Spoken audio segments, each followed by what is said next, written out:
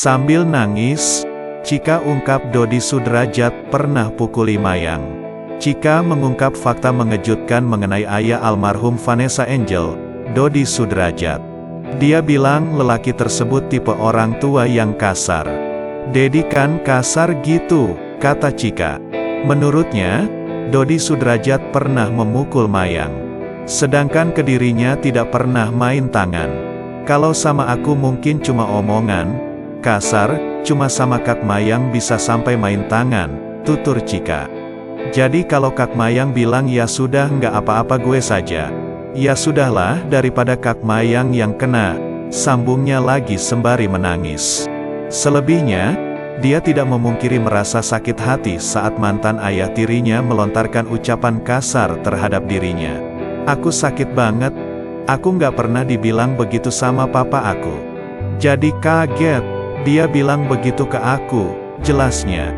Video pengakun Chika ini diunggah di akun Instagram @rumpigosip pada Rabu, tanggal 20 Juli tahun 2022, dan langsung mendapat banyak komentar.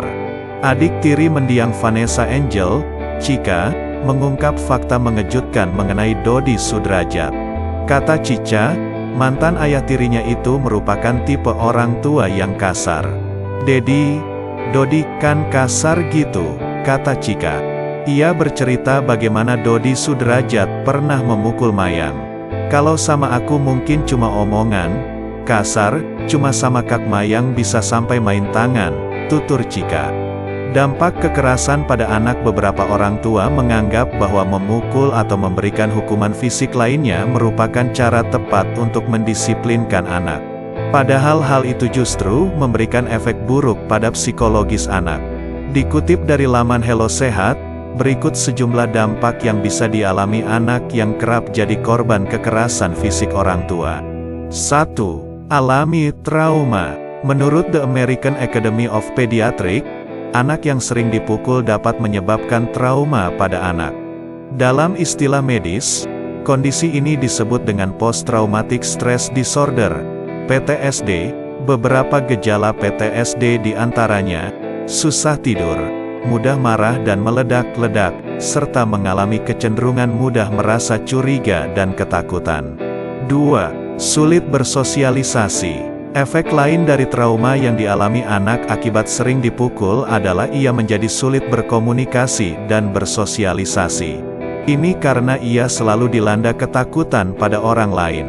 US Department of Health and Human Service menyatakan bahwa memukul dan membentak anak dianggap sebagai pelecehan fisik dan verbal sehingga dianggap melanggar hak-hak asasi anak.